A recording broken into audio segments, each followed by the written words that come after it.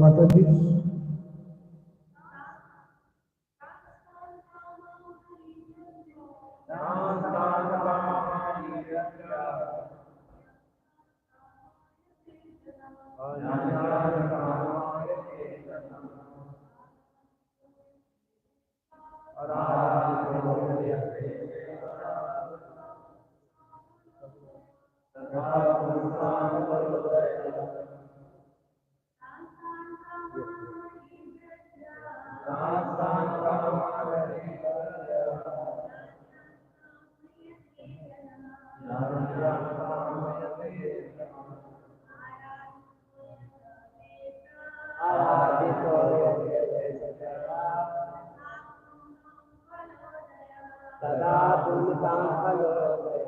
कांता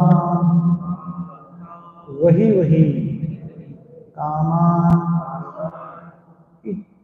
इच्छित वस्तुएं हरि भगवान दद्या देंगे यान यान जो जो कामयते इच्छा करता जन व्यक्ति आराधितः पूजित होकर यथा जिस तरह एवं निश्चय यश श्री भगवान तथा उसी प्रकार उनसा मनुष्यों का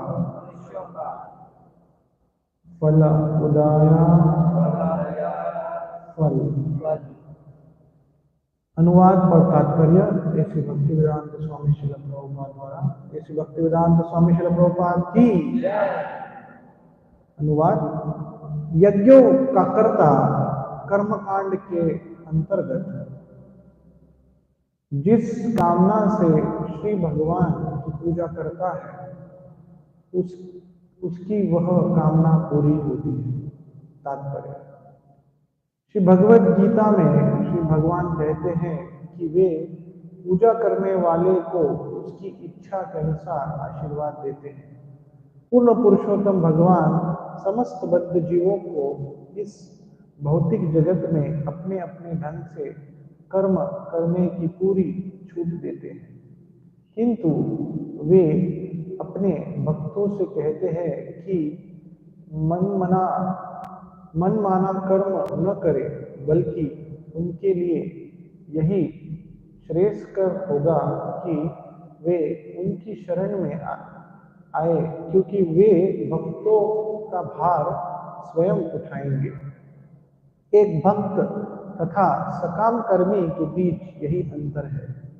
सकाम कर्मी मात्र अपने कर्मों का फल भोगता है, किंतु यह श्री भगवान के निर्देशन में भक्ति मार्ग पर अग्रसर होता हुआ जीवन का परम लक्ष्य अपने घर अर्थात श्री भगवान के परम धाम वापस जाना प्राप्त करता है।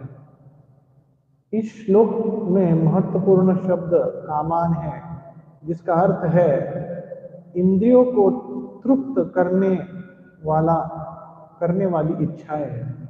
भक्त समस्त कामों से रहित होता है, वह तो अन्याभिलाषिता शून्य होता है, अर्थात भक्त तो इंद्र तृप्ति के समस्त अभिलाषाओं से रहित होता है।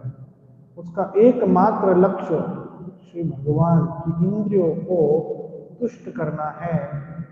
एक कर्मी तथा भक्त में यही अंतर है।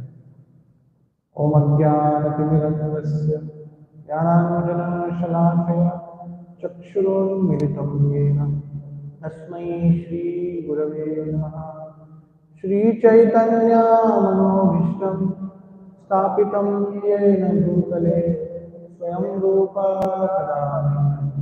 ददाति स्वपदान्तिकं।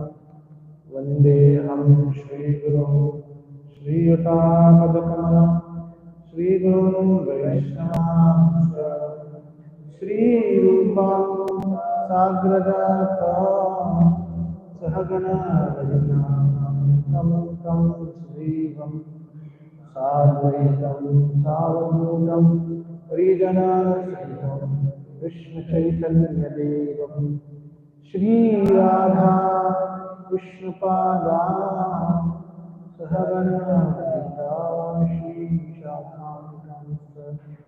हे कृष्णा करुणा सिंधु दीनबंधो जगत्पते गोपेश गोपिकाकांत राधाकांत नमोस्तुते तप्त कांचन गौरांगी राधे वृंदावनेश्वरी वृषभानुसुते देवी प्रणमामि हरिप्रिये वंशाकल्पतरुभ्यश्च कृपासिन्धुभ्येव च पतितानां पावनेभ्यो वैष्णवेभ्यो नमो नमः।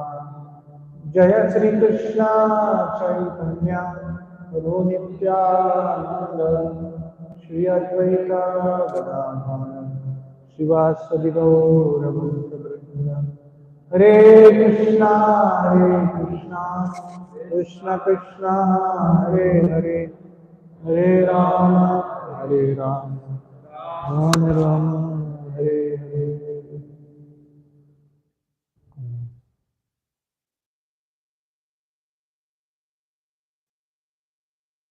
हरे कृष्ण।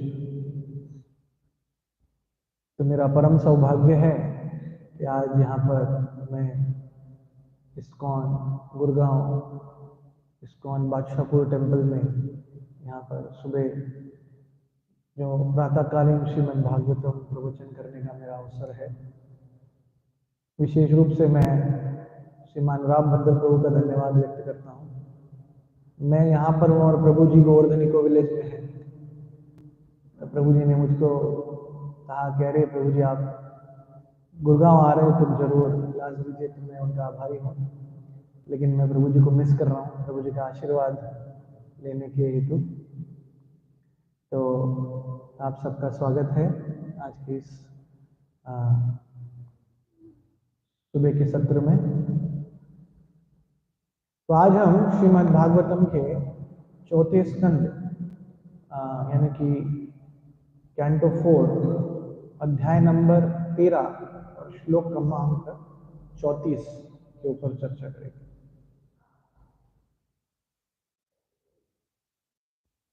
तो ये श्रीमद् भागवतम का प्रसंग है जहां पर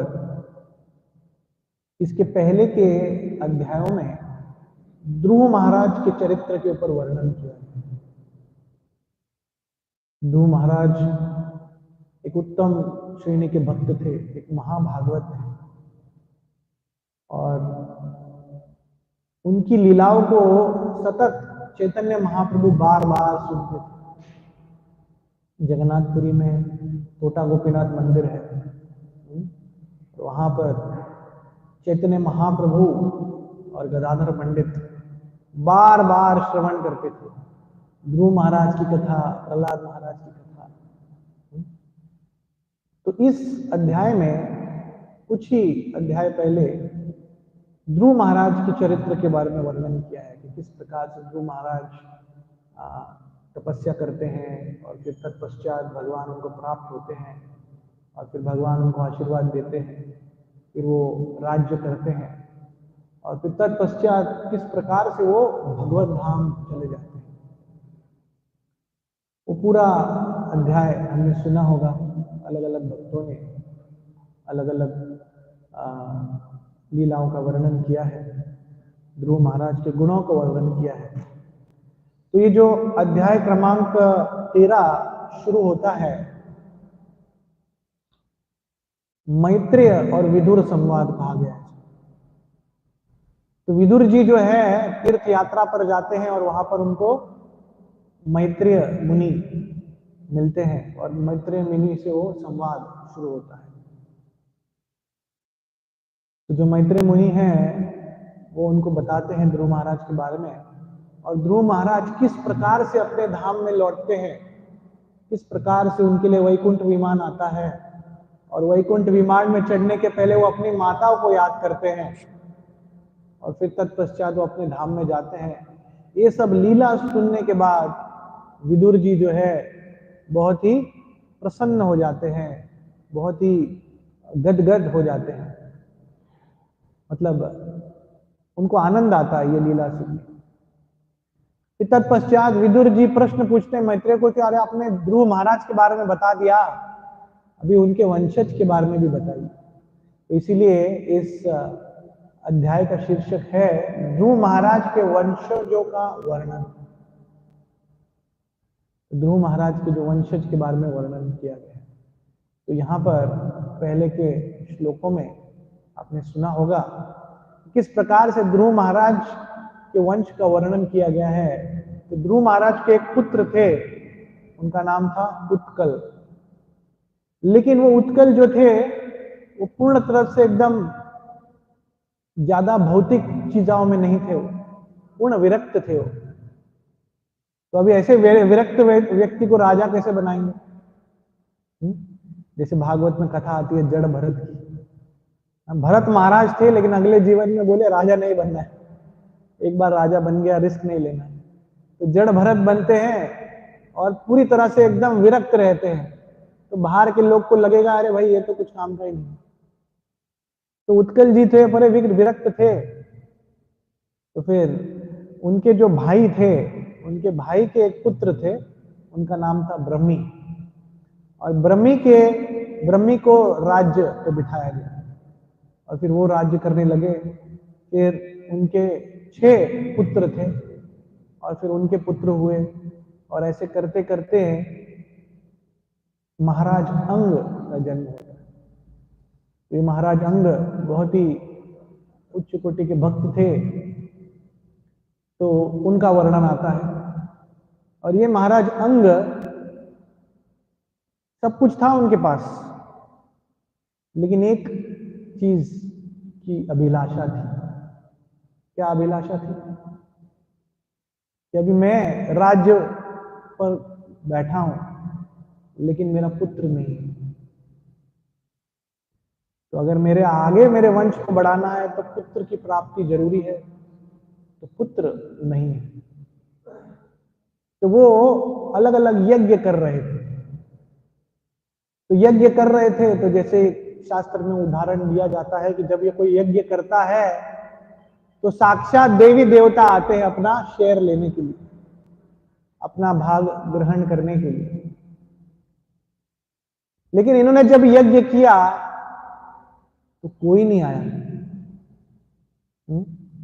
मान लीजिए आपने कोई फीस्ट रखा है, इस्कॉन में फीस्ट शब्द सुन के लोग आनंद में चले जाते हैं। जैसे एक भक्त कहते थे कि इस्कॉन में ओम नमो भगवते वासुदेवाय बोल दो तो लोग को नींद आ जाती है, और महाप्रसाद गोविंदे बोल दो तो उठ जाती है। तो ये महाप्रसाद का पावर है। तो मान लीजिए आपने कोई फीस्ट रखा है और आपने सोचा कि कम से कम 100-200 भक्त आएंगे। सब तैयारी किया आपने, मटर पनीर बनाया है, छोले कुलचे, यहाँ का जो भी आइटम है, राजमा चावल, छोले चावल जो भी है, जलेबी इत्यादि सब बनाया है आपने, सब तैयारी करके रखा है, टेबल लगाया है, पंगत बिठाया है, लेकिन एक व्यक्ति नहीं आया। कैसा लगेगा? मैं किचन बैकग्राउंड से हूं तो समझ सकता हूं। कुकिंग करना मुश्किल है, लेकिन कुकिंग करने के बाद लोग ना आए वो और बड़ा दुख है। हाँ? तो बड़ा दुख था कि भाई कोई नहीं आया, कैसा लगेगा?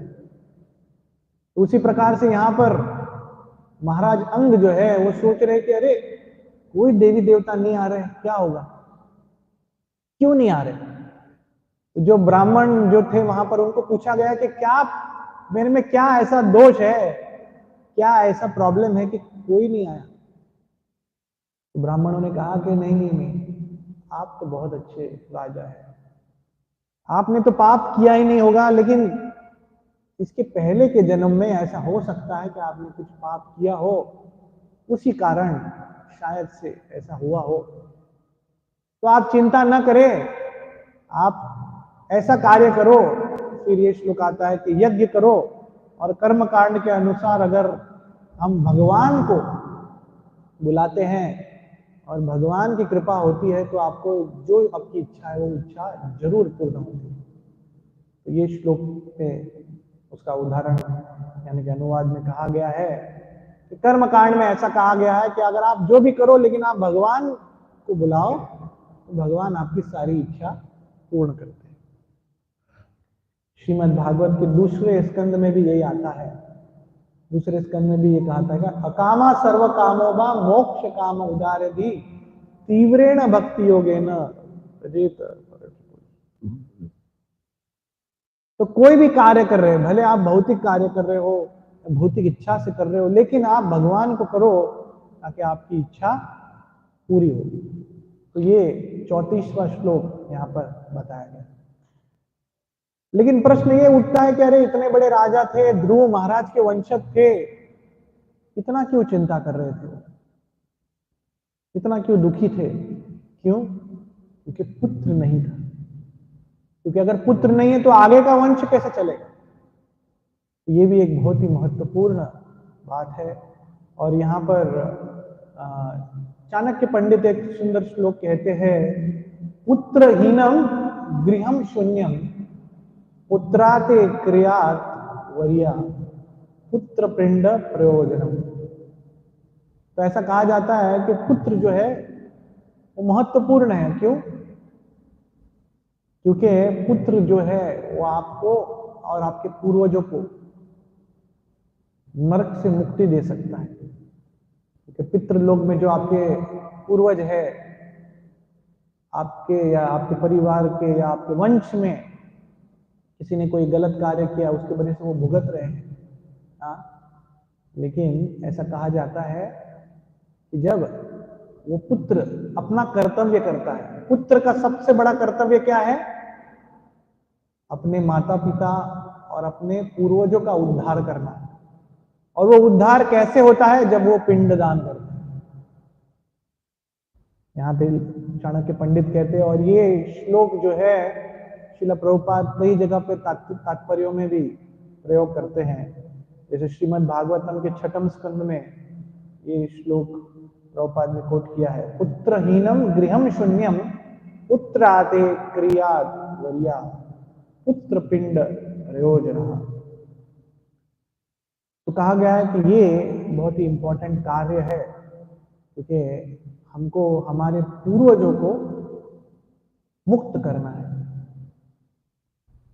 मुझको एक श्लोक याद नहीं आ रहा है, वो पद्यावली में है या फिर श्रीमद् भागवत में है, मुझको याद नहीं आ रहा। ये एक ऐसा श्लोक है जहां पर ऐसा कहा जाता है, जब कोई व्यक्ति हरे कृष्ण महामंत्र का जप पहले बार शुरू करता है, जब कोई व्यक्ति हरे कृष्ण महामंत्र का जप पहले शुरू करता है तो सबसे पहले क्या होता है? ब्रह्मा जी ब्रह्मलोक में खुश हो जाते हैं। वो मधुपार्क और आरती प्लेट लेके रेडी हो जाते हैं कि भाई चलो, अभी ये आदमी ने प्रोसेस चालू कर दिया है, इसका भी टिकट कंफर्म होने वाला है, ये भी अपने धाम में जल्दी चला जाएगा। तो ब्रह्मा जी मधुपार्क और अन्य वस्तुएं लेकर आरती करने आते कि भाई चलो इसने माला पकड़ ली है। दूसरा, जो पितृलोक में जो पूर्वज है, वो लोग जब भी उनको पता चलता है कि हमारे वंश में एक डिवोटी बन रहा है, तो वो लोग अभी अपने दिन गिनते हैं कि हाँ, बड़ी दिनों के बाद अभी अपना नंबर लगेगा, अभी हम यहां से मुक्त हो जाएंगे। ये बहुत ही अद्भुत बात है भगवान की भक्ति करना। तो फिर यहाँ पर महाराज अंग ये सब कार्य करते हैं और फिर यज्ञ से व्यक्ति प्रकट होते हैं और फिर वो खीर प्रसाद देते हैं, फिर वो अपनी पत्नी को देते हैं, पश्चात संतान प्राप्त होता है। और फिर वो संतान थे कौन? वेण, महाराज वेण। और भागवत में कहा गया कि किस प्रकार से बड़े क्रूर व्यक्ति थे वो, उनका बहुत सारा दुर्गुण था, कैसे लोगों को तकलीफ देते थे, ऐसा वैसा। और इतना परिस्थिति खराब था कि जो ऋषि मुनि थे उनको शापित किए, उनको बहुत कुछ दुख व्यक्त कर रहे थे, लेकिन फिर भी नहीं सुने। फिर भी उनके शाप से महाराज वेण अपना शरीर त्याग देते हैं, मृत्यु हो जाती है उनकी। लेकिन मृत्यु होने के बाद अभी सबसे बड़ा प्रश्न क्या है कि अरे महाराज की मृत्यु हो गई, अभी आगे का कार्य कौन संभालेगा? क्योंकि बिना राजा का राज्य सेफ नहीं है, चोर आ जाएंगे, आगे कोई अटैक कर लेगा। तो फिर सोचा अभी क्या करे क्या करे। फिर जो ऋषि मुनि लोग थे उन्होंने उनका हाथ को जोर से रगड़ा और वहां से एक दिव्य स्वरूप बाहर आया। और वो कौन थे? महाराज पृथु, जो भगवान के साक्षात अवतार है। तो पृथु महाराज का फिर आगे वर्णन आता है। तो ये इस यहाँ का बैकग्राउंड था। तो इस श्लोक के तात्पर्य में हम वापस पढ़ेंगे तात्पर्य जो प्रभुपाद जी लिखते हैं।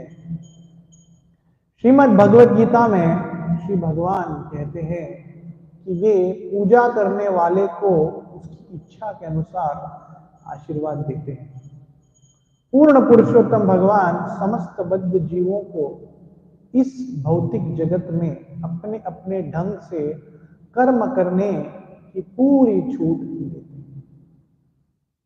तो प्रभुपाद जी इस तात्पर्य में लिखते हैं कि किस प्रकार से हर व्यक्ति को भगवान, क्या कहा गया यहां पर, अपने अपने ढंग से कर्म करने का पूरा छूट दिया गया। अंग्रेजी में उसको कहते हैं फ्री विल। क्योंकि भगवान पूर्ण पुरुषोत्तम भगवान है, सब कुछ उनके पास में है। हम कहते हैं ईश्वर। ईश्वर मतलब सबसे बड़ा नियंत्रक। और हम कहते हैं ईश्वर परम कृष्ण सच्चिदानंद विग्रह, अनादिर आदिर गोविंद सर्व कारण कारण। तो सभी ईश्वरों में परम ईश्वर कौन है? हाँ, भगवान श्री कृष्ण। और वो भगवान श्री कृष्ण सभी को नियंत्रित कर सकते हैं, सभी को कंट्रोल कर सकते हैं, लेकिन वो जीवात्मा को कंट्रोल नहीं कर रहे। सोचो कितनी बड़ी बात है। भगवान कभी किसी को फोर्स नहीं करते। भगवान कहते कि अगर ये सच में मुझसे प्रेम करता है तो मेरे पास आएगा। तो कितने महान भगवान के विचार है। भगवान कितना सोचते हैं अपने बारे में। भगवान कहते कि चलो आपको आनंद लेना है इस जगत का, करो। जब भी निराश हो जाओगे तब मेरे पास खुद से आ जाओ। जैसे इस दुनिया में आजकल बहुत सारे लोग प्रेम के बारे में बात करते हैं। आजकल सोशल मीडिया, इंटरनेट पे लव, प्यार, ये सब के बारे में बहुत चर्चाएं होती है। लेकिन सोचिए कोई व्यक्ति किसी के सर पे बंदूक रख के बोल दे कि बोलो आई लव यू, बोलो, तो क्या वो प्यार है कि पागलपन है? प्यार ऐसा थोड़ी होता है, जबरदस्ती थोड़ी होती है। उसी प्रकार से भगवान भी किसी को जबरदस्ती नहीं करते। भगवान अपने को पूरा फ्री विल यानी कि पूरी इच्छा से आपको जो करना है करो, और फिर तत्पश्चात आप मेरे पास आओ। मैं हमेशा एक उदाहरण देता हूं। यहाँ पे दिल्ली में मुझको नहीं मालूम, लेकिन हम बंबई में रहे हैं। तो बंबई में लोग बहुत बार जॉब के लिए, मतलब काम के लिए 1-2 घंटा ट्रेन में आते हैं काम करने के लिए, और फिर 8 घंटा, 10 घंटा, 12 घंटा काम करने के बाद फिर वापस ट्रेन में धक्के खा के आता है। और आप लोग ने बंबई की ट्रेन का आनंद लिया नहीं होगा। यहाँ पे तो मेट्रो है, अच्छा है। बंबई की ट्रेन में फ्री में मसाज हो जाता है। इतना धक्का मुक्की होता है कि फ्री में मसाज हो जाता है। और इतनी भीड़ होती है कि चढ़ना तो मुश्किल है, उतरना भी मुश्किल हो जाता है।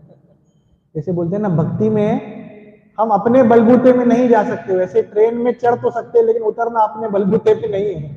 जब पीछे वाला धक्का मारेगा तो उतर जाते हैं ऑटोमेटिक।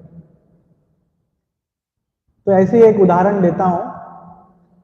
तो एक व्यक्ति थे, एक बैंक में नौकरी करते थे। तो बैंक में नौकरी करते थे तो सुबह 5 बजे निकलते थे और पहुंचते पहुंचते 8 बज जाते थे उनको ऑफिस। तो सुबह 5 बजे से ट्रेन में पकड़ते थे ट्रेन, घर से स्टेशन दूर था, तो ट्रेन से एक जगह आते थे और जैसे वो ट्रेन से उतरते थे उस ट्रेन के बाहर ही बड़ा एक सब्जी मार्केट लगता था।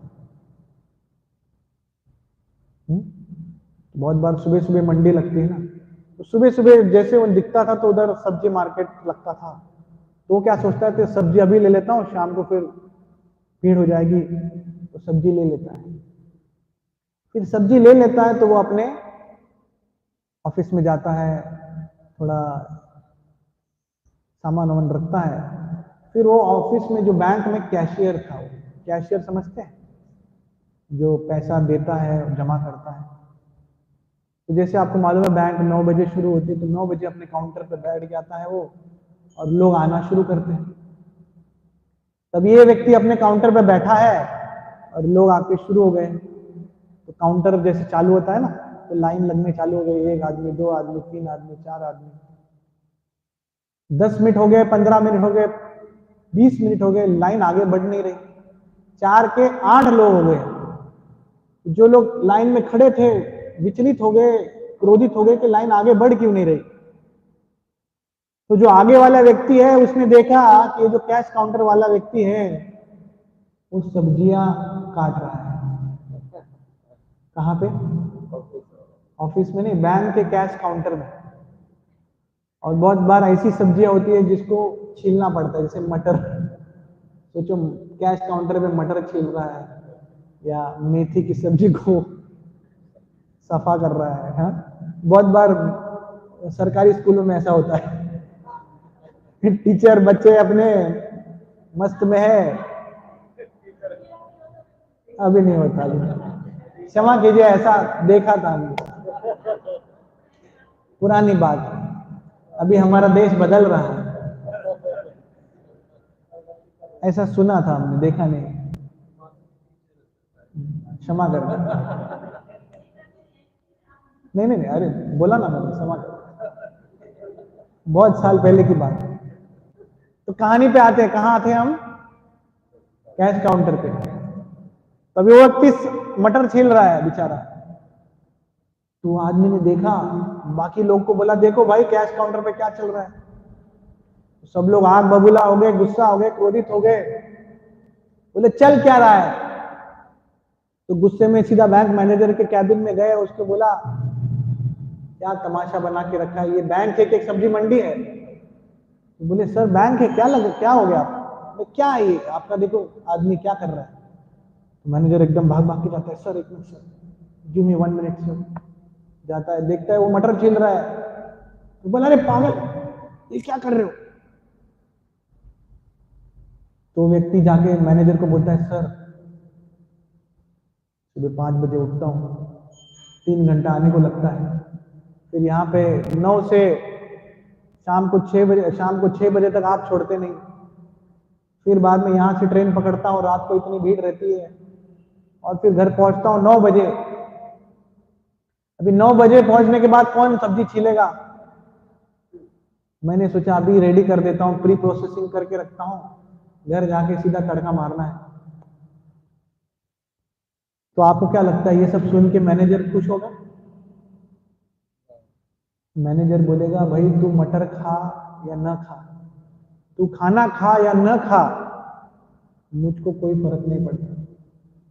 तुमको यहाँ पर तनख्वाह क्यों मिल रही है? ताकि तुम हमारे बैंक में काम करते हो।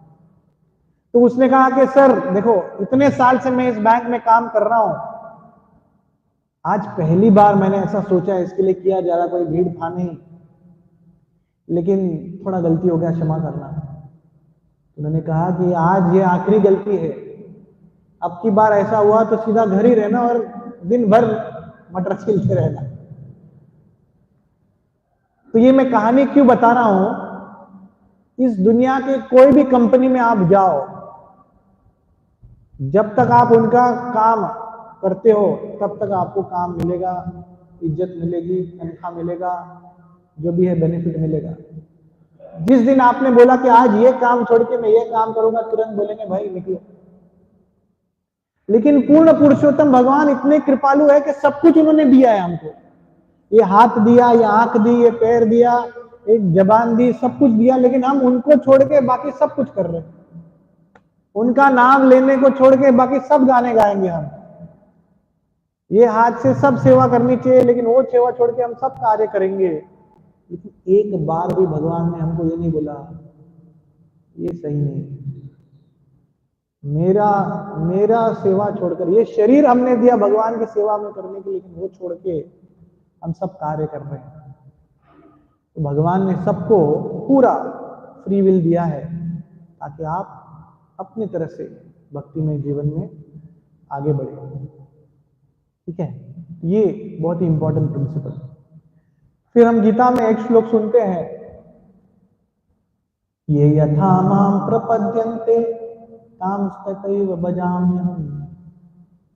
भगवान कहते हैं कि जिस प्रकार से आप मेरे प्रति शरणागत होगे, उसी प्रकार से मैं आपके साथ आदान प्रदान करूंगा। तो ये भी है।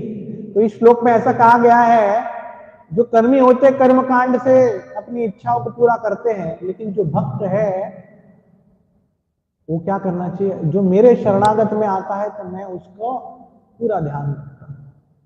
जैसे भगवान गीता में 9वें अध्याय के 22वें श्लोक में कहते हैं, अनन्याश्चिन्तयन्तो मां ये जनाः पर्युपासते तेषां नित्याभियुक्तानां योगक्षेमं वहाम्यहम्।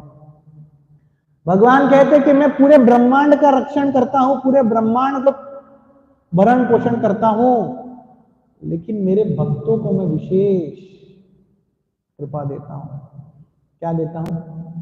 जो मेरे भक्त अनन्य चिंतन करते हैं, अनन्याश्चिन्तयन्तो मां ये जनाः पर्युपासते तेषां नित्याभियुक्तानां योगक्षेमं वहाम्यहम्। क्या कहा गया है यहां पर? योगक्षेमं वहाम्यहम्। योगक्षेमं वहाम्यहम्, ये किसका टैगलाइन है मालूम है आपको? LIC ने कहां से चुराया? LIC वाले बोलते कि पहले प्रीमियम भरो, पहले बीमा लो, बीमा एजेंट को कमीशन दो, उसके बाद हम देखेंगे, अगर आप हमारे क्राइटेरिया में आएंगे तो आपका सेटलमेंट होगा। लेकिन यहाँ पर कृष्ण कुछ नहीं बोल रहे। कृष्ण बोल रहे कि आप केवल मेरे नाम लो, मेरा भक्ति करो, मैं आपको योगक्षेमं वहाम्यहम्, जो आपके पास नहीं है मैं आपको दूंगा, जो आपके पास है उसका मैं रक्षण करूंगा। ये भगवान का विशेष योगदान है, विशेष वचन है। तो ये बहुत ही विशेष है। मुझे याद है एक बार प्रभुपाद जी की कथा आती है कि प्रभुपाद एक बार पाश्चात्य देश में सुबह सुबह मॉर्निंग वॉक पे गए थे और अपने एक शिष्य के साथ चल रहे थे। तो वहां पर एक सुंदर पॉन्ड था, एक लेक था, और आपने देखा होगा एक लेक पे अगर सुंदर और साफ है तो वहां पर बदक और हंस होते हैं। और बहुत बार ऐसा देखा जाता है कि जब भी बदक होते हैं या मछली होती है, कुछ लोग जाके उसको खिलाने हो जाते हैं, ब्रेड देंगे, रोटी देंगे। तो एक व्यक्ति वहां पर खिला रहा था।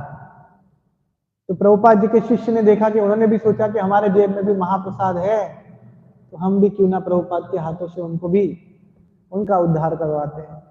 तो प्रभुपाद जी ने अपने हाथों से छोटे टुकड़े लिए, ऐसा फेंकने लगे। तो 4-5 बदक का झुंड था।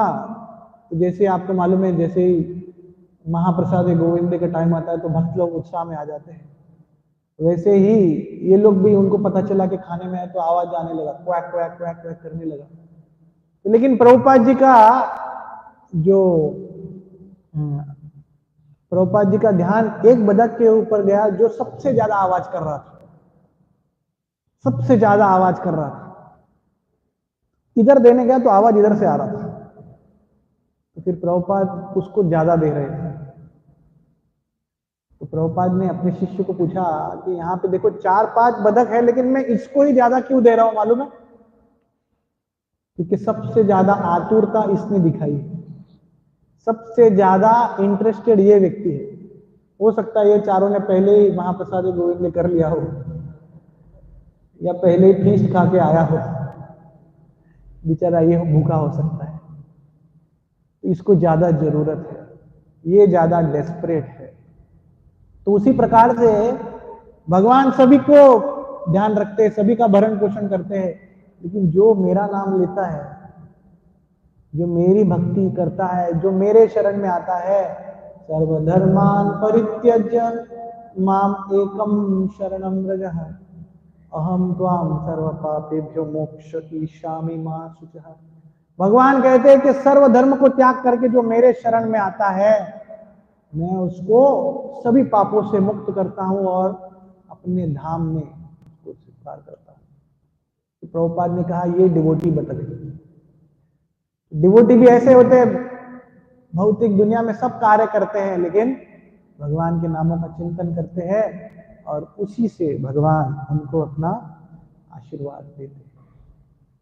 ये भक्त का जीवन है। फिर आगे के तात्पर्य में प्रभुपाद जी कहते हैं कि भक्त में और जो कर्मकांडी लोग हैं या कर्मी लोग में क्या अंतर है? क्योंकि जो कर्मी लोग होते हैं उनका एकमेव उद्देश्य है कि भाई आप मुझको दो, मुझको क्या मिलेगा है? जैसे एक फेमस भजन है ना, तेरा तुझको अर्पण क्या लागे मेरा, ऐसा बोलते हैं।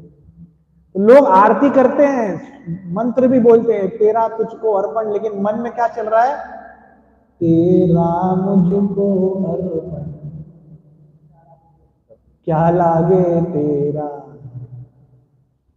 लोगों को ऐसा लगता है कि भाई भगवान के पास जाएंगे, भगवान हमको देंगे, फिर आनंद करेंगे, फिर जब दुख आएगा तो भगवान के पास आएंगे, राइट?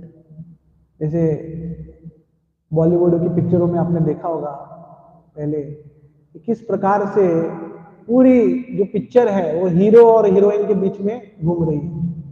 हीरो हीरोइन इधर उधर पेड़ों के पीछे भाग रहे हैं, कुछ कुछ कर रहे हैं, सब कुछ अच्छा चल रहा है पिक्चर में।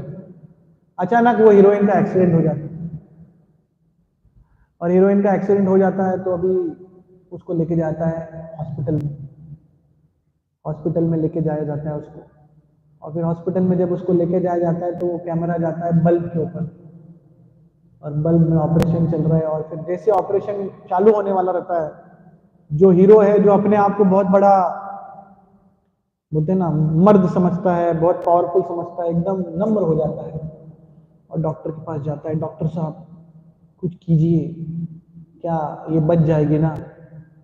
तो फिर डॉक्टर भी अपना फेमस डायलॉग बोलता है, क्या बोलता है? आप लोगों ने कभी देखा ही नहीं रहेगा पिक्चर, इसके लिए आप लोग बोल नहीं रहे। इसको दवा की नहीं दुआ की जरूरत है, या फिर बोलता है ये अभी भगवान के हाथ में सब कुछ है, सुना होगा बोलता है। तो अभी ये जो व्यक्ति है आज तक कभी मंदिर नहीं गया, अभी मंदिर जाता है, क्यों? हीरोइन को बचाने। और सोचिए एक दिन में प्योर डिवोटी बन जाता है। यहां पर हम 16 माला करके करके थक गए, सोच रहे कि भाई आगे कभी कुछ बढ़ेंगे क्या, और यहां पर ये डिवोटी घंटी बजाते बजाते रात भर एक दिन में प्योर डिवोटी बन जाता है, और इतना बड़ा डिवोटी होता है कि भगवान को गुणगान करने से अच्छा भी भगवान को डांटता है। क्या बोलता है कि अगर तुम सच में भगवान हो तो कुछ करो, सच में भगवान हो तो उसको बचाओ, ऐसा करके भगवान को डांटता है। और फिर तत्पश्चात अचानक कैमरा जाता है ऑपरेशन थिएटर में, सक्सेसफुल हो जाता है, लड़की आंख खोल देती है, और ये आदमी बोलता है भगवान का लाख लाख शुक्र है। ये सब ने देखा होगा। उसके बाद वापस हीरो हीरोइन टेंपल जाते हैं, ऐसा दिखाया भागवतम क्लास में बैठे या कीर्तन में बैठे या राधा दामोदर के दर्शन के लिए आते हैं, वापस वो कोई पेड़ के पीछे जाके नृत्य कर रहे हैं या और कुछ हो जाता है।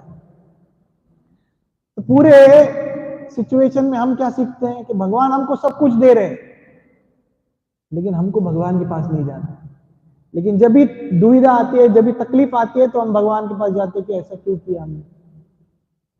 तो यहां पर इस तात्पर्य में प्रभुपाद जी कहते हैं कि ये कर्मी जो लोग हैं उनको केवल भगवान से चीजें चाहिए और इंद्र तृप्ति में आनंद लेना है।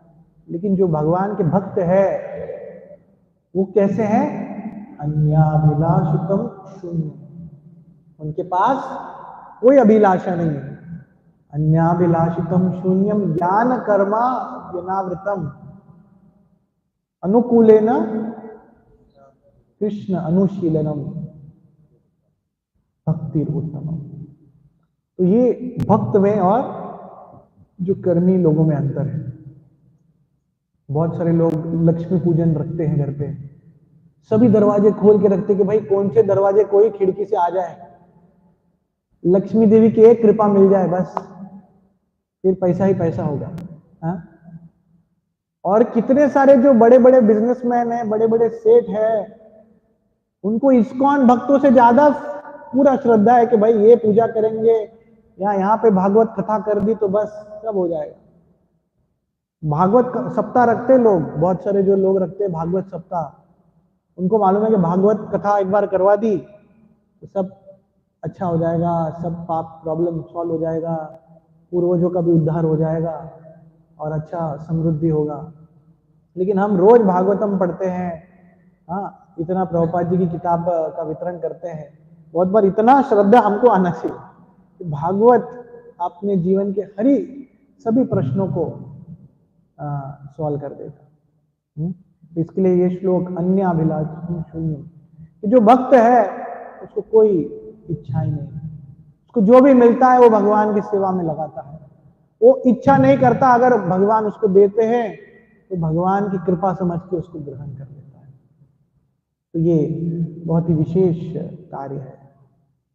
मुझको याद है जब मैं आश्रम ज्वाइन करने के पूर्व जॉब कर रहा था एक कंपनी में,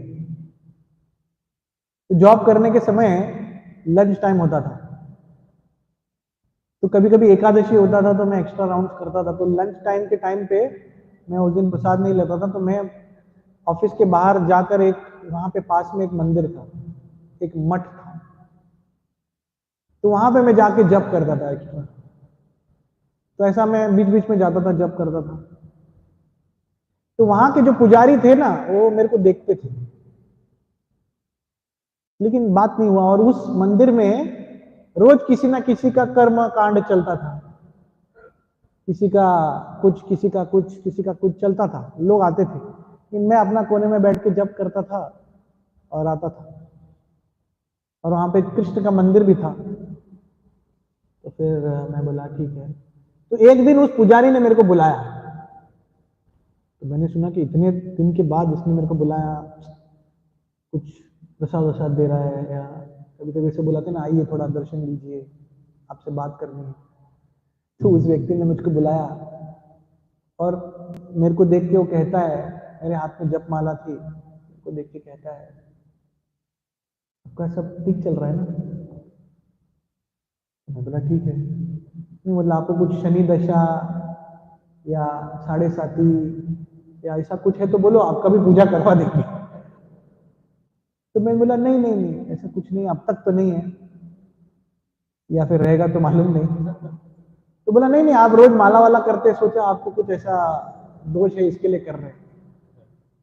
तो मैं बोला नहीं नहीं, ये तो हम रोज करते हैं, ये तो भगवान का नाम लेते हैं। तो उसने बोला हाँ हाँ हाँ ठीक है। तो मैंने सोचा कि अरे, बाहर के लोग जब भी तकलीफ आती है या कुछ होता है तो लेते हैं, तो हम तो प्रभुपाद जी की कृपा से डायरेक्ट भगवान की सेवा में, भगवान के आनंद के लिए कर रहे हैं, या एटलीस्ट करने का प्रयास कर रहे हैं। तो मैंने सोचा बाहर के लोग को तो मालूम ही नहीं है, अज्ञान में लोग ये सब कार्य कर रहे हैं। तो फिर मैंने सोचा कि हाँ, अन्याभिलाषी तुम शून्य। बहुत बार हमको डे वन से बताया जाता है कि भगवान से कुछ मत मांगो, भगवान हमारे परम पिता है, जो अच्छा रहेगा वो देंगे। ये चीज बहुत ही अद्भुत है। और फिर यहाँ पर हमने अलग अलग चीज़ों के बारे में बताया। तो इसके लिए भगवान श्री कृष्ण गीता में कहते हैं, भक्त्या माम अभिजानाति यावन यस्य तत्वतः ततो माम तत्वतो ज्ञात्वा विशते अनंतरम। भगवान कहते हैं कि अगर मुझको आपको जानना है तो केवल एक में वो उपाय है, क्या? भक्त्या माम अभिजानाति। भगवान कृष्ण गीता के 700 श्लोकों में एक श्लोक में भी भगवान ने ये नहीं कहा संस्कृतम ही जानामि, जिसको संस्कृत आता है वही मुझको समझ सकता है, या जिसको कर्मकांड आता है, या जिसको ये श्लोक आता है, वेद पुराण इत्यादि आता है, वो मुझको जान सकता है। भगवान ने कहीं नहीं कहा। भगवान ने क्या कहा है? भक्त्या माम अभिजानामि। केवल भक्ति से आप मुझको समझ सकते हैं और भक्ति से आप मुझको प्राप्त कर सकते हैं। इसका बहुत ही अच्छा उदाहरण है, महाभारत में ऐसा आता है कि जो दुर्योधन है वो भगवान श्री कृष्ण को 56 भोग के लिए बुलाता है, और भगवान श्री कृष्ण जो है वो भावग्राही जनार्दन है। उनको मालूम है कि इस व्यक्ति का भाव क्या है। तो भगवान हस्तिनापुर गए, महाभारत में ये आता है प्रसंग, इतना इतना भव्य भोग बनाया था, लेकिन भगवान वहां नहीं गए। भगवान गए विदुर जी के घर, और विदुर जी के घर गए भी बिना बुलाए। सोचिए, बिना इनविटेशन का जाना कितना बड़ा रिस्क होता है। और यहाँ पर साक्षात भगवान जाते हैं बिना इनविटेशन के सीधा घर पे, और घर पे ऐसा दरवाजा ठोकते और खोलते हैं। कौन खोलता है? विदुर प्रभु भी नहीं है, उनकी पत्नी है विदुरानी, और दरवाजा खोलते हैं, शॉक हो जाती है वो, क्योंकि जिनका दिन रात चिंतन कर रहे, सोच रहे कि एक दिन उनका दर्शन होगा, एक दिन उनसे बात करने का मौका मिलेगा, एक दिन उनको पर्सनल सेवा करने का मौका मिलेगा, वो स्वयं हमारे घर पे आए। तो सोचो क्या शौक में होगा। जैसे आज की तारीख में कोई व्यक्ति है, किसी सेलिब्रिटी के बारे में दिन रात चिंतन करता है और वो बिना बुलाए उसके घर पे आ जाएगा, तो कैसा लगेगा? आदमी पूरा शॉक हो जाएगा। तो उसको पता नहीं क्या करूं, तो बोले आइए आइए, बैठिए बैठिए। तो अभी बोला कोई गेस्ट आए तो कुछ तो देना चाहिए, पहले पानी दिया, फिर उसने बोला कि ज्यादा कुछ घर में है नहीं, तो उसने किचन में देखा तो एक साधारण फल केला, इतना सिंपल है कि बहुत बार उसको लोग फल ही नहीं मानते। किसी ने बोला फ्रूट है, क्या है? केला। अरे नहीं, एप्पल आम रहेगा तो लोग बोलते हाँ केला नहीं। तो जैसे केला उन्होंने देखा तो उसने सोचा कि भगवान को मैं केला के अर्पण करती हूँ, लेकिन केला को छील के देना अच्छा। तो भगवान को छीलने लगी केला, लेकिन वो बोलते ना परफॉर्मेंस प्रेशर, वो सेवा में गड़बड़ ना हो, या सेवा करते करते अलग भाव में थी वो केला छोड़ के उसने छिलका दे दिया। जैसे लोग केला निकाल के छिलका फेंकते और केला देते, उसने क्या किया? केला फेंक दिया, छिलका दे दिया, और भगवान कृष्ण ने वो छिलका खा लिया। एक खाया, दो खाया, तीन खाया। सोचिए, आप किसी डिवोटी के घर पे प्रसाद के लिए आपको इनवाइट किया हो और आपको केले का छिलका दिया, आप क्या बोलोगे? प्रभु माता जी सब ठीक है ना? रात को सोए कि नहीं? आप कुछ तकलीफ है तो बोलो, लेकिन ऐसा मत करो। भगवान ने कुछ नहीं बोला, केले का छिलका खा लिया। और तभी उनके पति विदुर आए, अरे बोले अरे क्या केला फेंक दिया, छिलका खिला रहे हो, क्या कर रहे हो? तभी उसको पता चला, अरे क्या मैंने किया। तो भगवान श्री कृष्ण बोले नहीं नहीं नहीं नहीं, ये स्वादिष्ट है, इसमें मैं इनका प्रेम ग्रहण कर रहा हूं।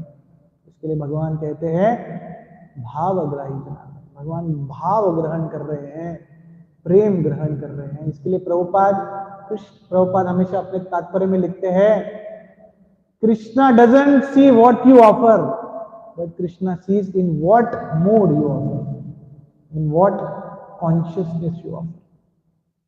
तो ये बहुत ही महत्वपूर्ण बात है।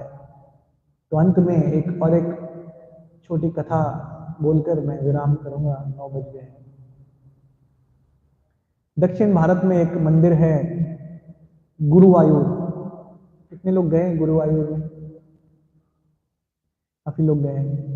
तो गुरुवायूर के मंदिर में प्राचीन काल की बात है, एक बहुत बड़े भक्त थे, उनका नाम था नारायण भट्ट अत्रि। तो वो भक्त भगवान गुरुवायूर की सेवा करते थे, और इतना सेवा करते थे कि भगवान उनसे बात करते थे। जैसे दक्षिण भारत में और एक मंदिर है कांचीपुरम, कांचीपुरम है ना, कांचीपुरम में वरदराज है। तो वरदराज के एक सेवक थे, उनका नाम था कांचीपूर्णा, जिनसे नाम से कांचीपुरम बन गया। वो भगवान को चामर करते थे। तो वो भी इतनी भगवान की सेवा करते थे कि विग्रह रूप में भगवान उनसे बात करते थे। तो आप में से भी कोई व्यक्ति राधा दामोदर की सेवा करता हो और उससे इतना प्रसन्न हो कि भगवान उनसे बात करे, तो दैट इटसेल्फ एक लीला है, बराबर। मुझे याद है एक बार जननिवास प्रभु और पंकजांग्री प्रभु मुंबई आए थे। तो आप लोग तो मालूम है वो राधा माधव इस्कॉन के हेड पुजारी है माया। तो फिर वो आए तो क्लास दे रहे थे। तो क्लास दिया उन्होंने, सिंपल क्लास देते हैं। क्लास देने के पश्चात उनको बहुत बार ऐसे कुछ लोग बड़े सिंपल रहते, तो ऐसा माइक लेके पूछा, प्रभु जी आपने राधा माधव का इतना सेवा किया है, कुछ पास टाइम बताइए ना आपका राधा माधव का। तो सोचिए कोई ऐसा आपको पूछे, प्रभु जी आपका और राधा दामोदर का पास टाइम बताइए, तो आप क्या बोलोगे? तो जो जननिवास प्रभु ने बोला नहीं नहीं नहीं ऐसा कुछ नहीं। तो वो माता जी जो थी वो माइक छोड़ ही नहीं रही थी, नहीं नहीं नहीं एक तो बताइए, एक तो बताइए। तो 2 बार मना किया, तीसरी बार मना किया, चौथी बार बोला कि उन्होंने बोला किसको बोलना नहीं, इसके लिए नहीं बोलना है। तो ये भी एक पास टाइम है, उन्होंने बोला है कि किसको नहीं बोलना है। तो ये गुरुवायूर के जो भक्त थे वो भगवान से बात कर रहे, तो एक दिन उनको ऐसा मूड हुआ, तो भगवान से ऐसे बात करते करते बोले कि भगवान, माय डियर लॉर्ड, ये प्रभु, एक बुरा ना माने तो एक प्रश्न पूछूं? भगवान ने कहा अरे पूछो। भगवान आपका फेवरेट डिश कौन सा है? आपका फेवरेट आइटम कौन सा है? जैसे किसी भक्त को प्रसाद के लिए बुलाते लोग बोलते हैं ना, प्रभु जी क्या अच्छा लगता है? क्यों ये प्रश्न पूछते हैं? ताकि अगर वो हम बनाएं और उससे वो भक्त आनंद हुए तो उसकी कृपा मिलेगी, आशीर्वाद मिलेगा।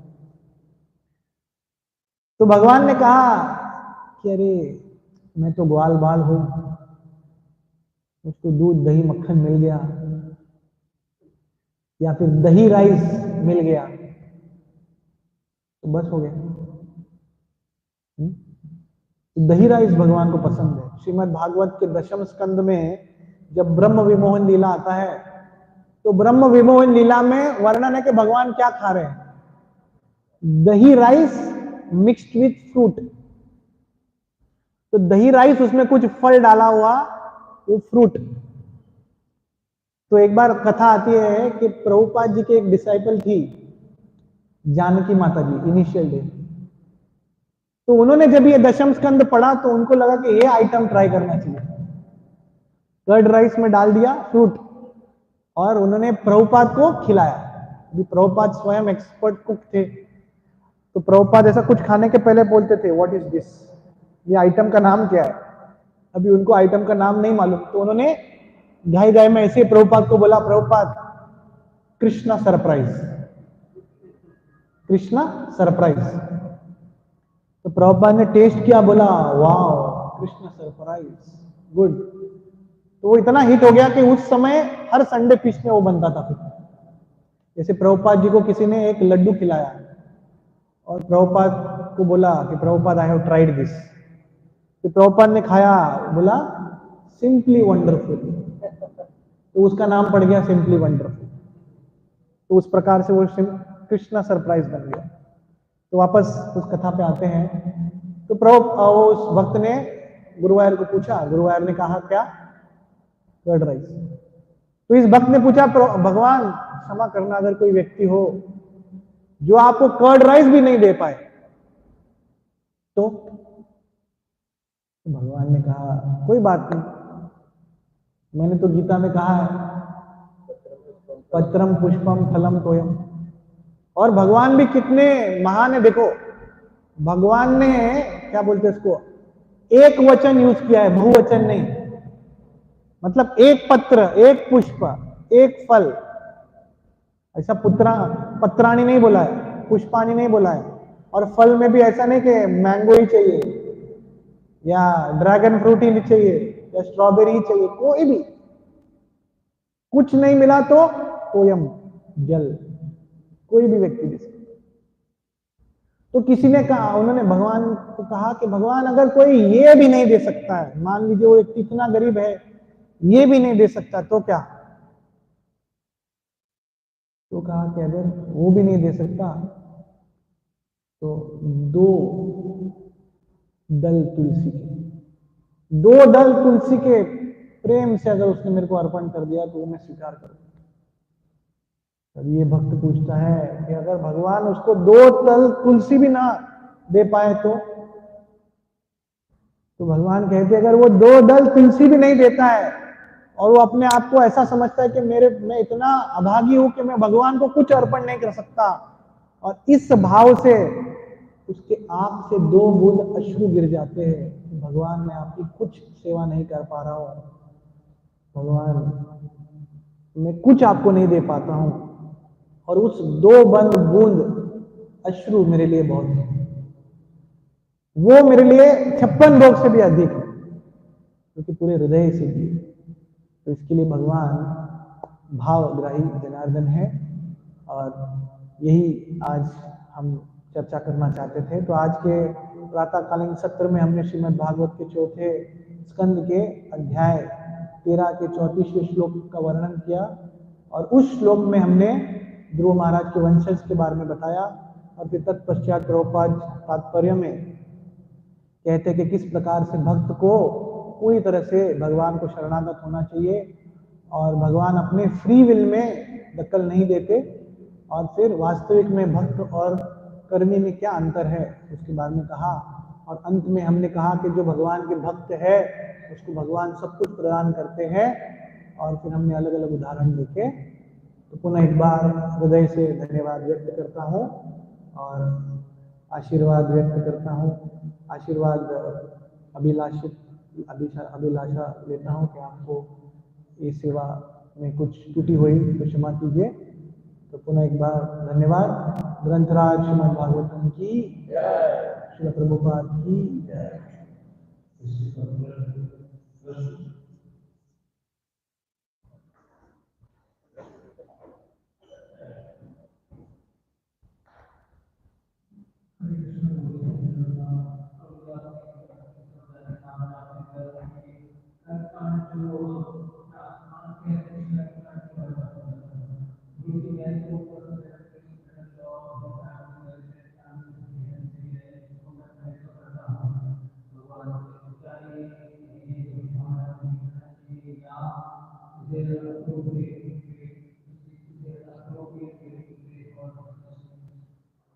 बहुत ही अच्छा प्रश्न पूछा प्रभु जी आपने।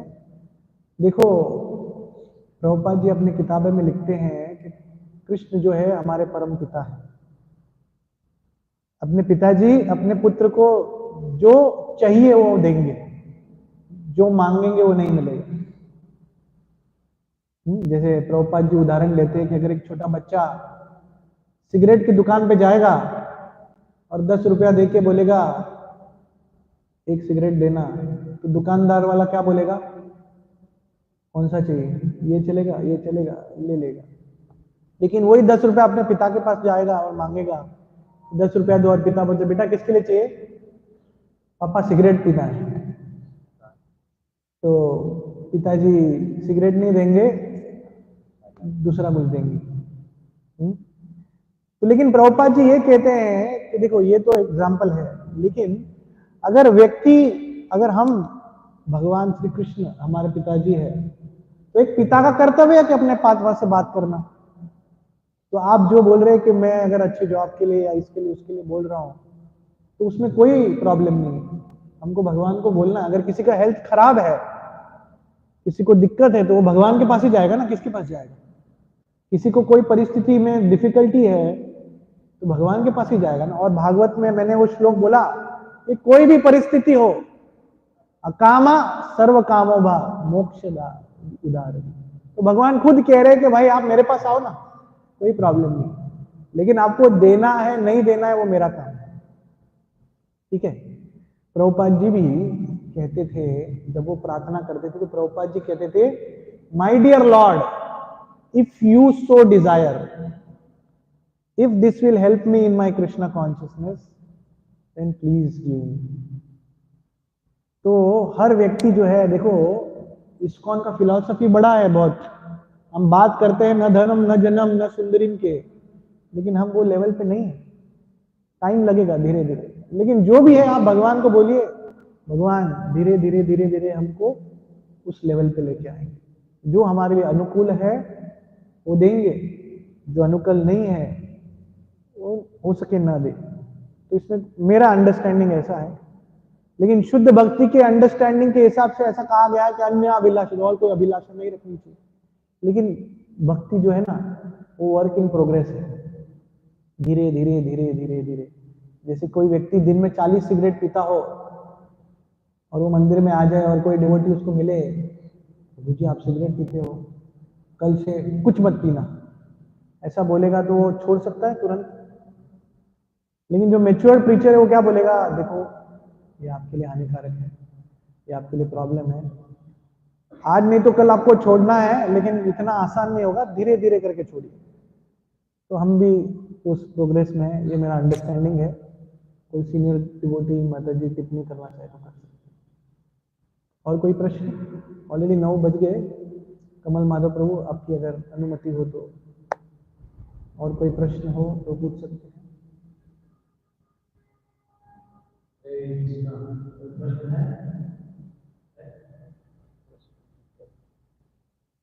प्रश्न है, लेकिन आपकी अनुमति है, वो इम्पोर्टेंट है।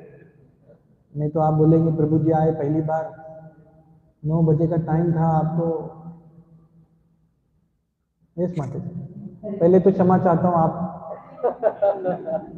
मैंने सरकारी स्कूल के बारे में कुछ नहीं बोला, मैंने जस्ट एग्जाम्पल दिया।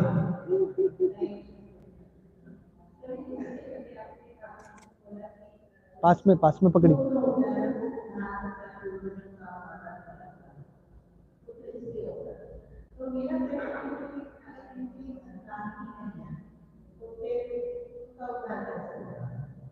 नहीं, वो शास्त्र में पहले ऐसा बताया जाता है, क्योंकि पुत्र जो है वो कार्य करता है।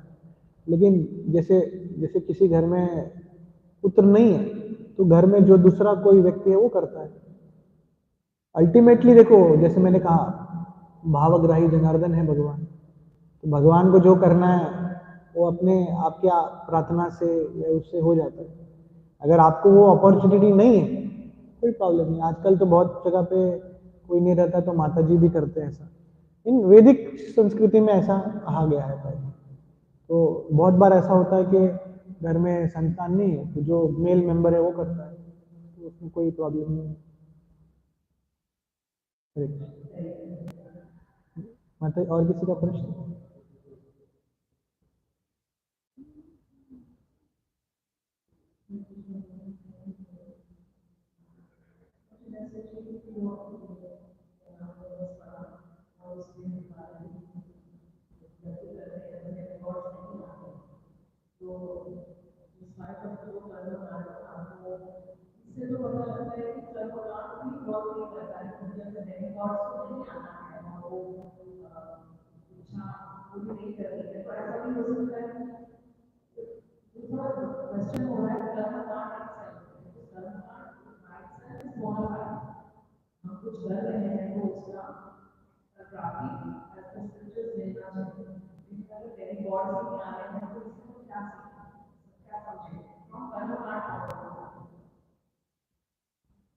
इसमें मेरा अंडरस्टैंडिंग ये है माता जी, कि इस भौतिक जगत में भी आप देखें, कोई आपको कोई चीज क्यों देगा?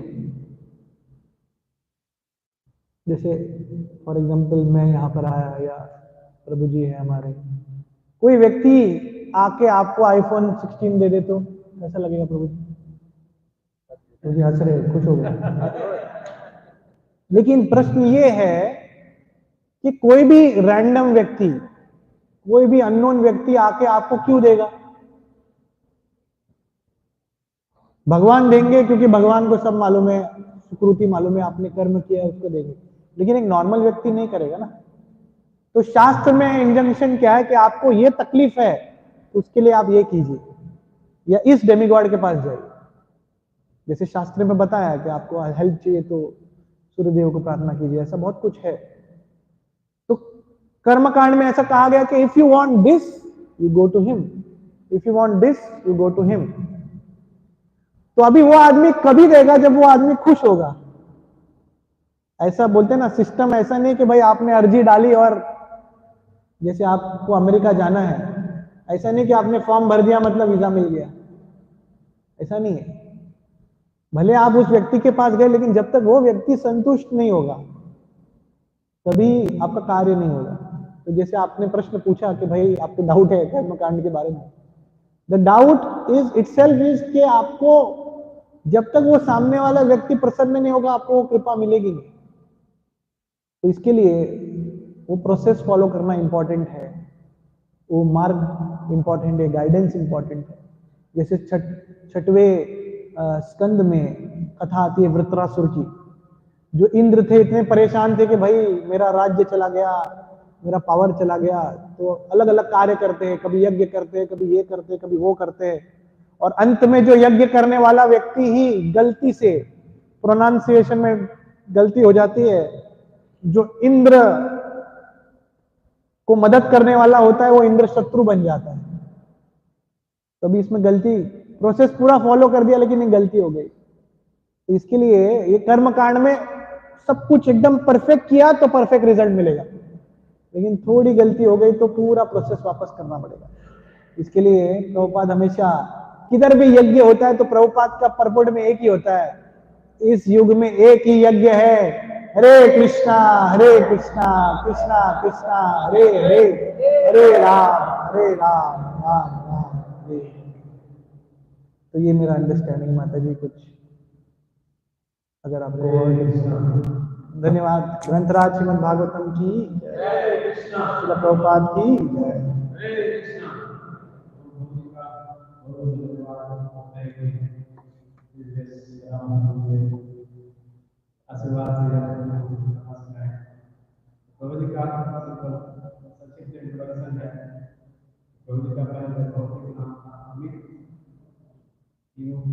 अरे आप पूरा पढ़ेंगे तो और एक क्लास हो जाएगा, मैं खुद ही बता देता हूँ, नहीं तो आप और एक ऑलरेडी 9 बज गए।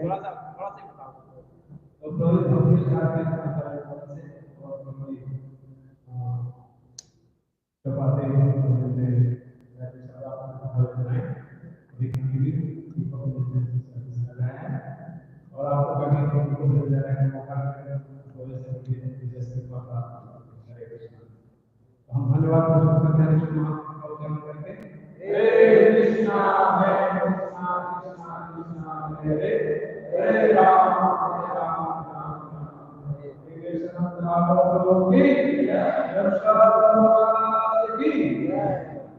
हरे कृष्ण।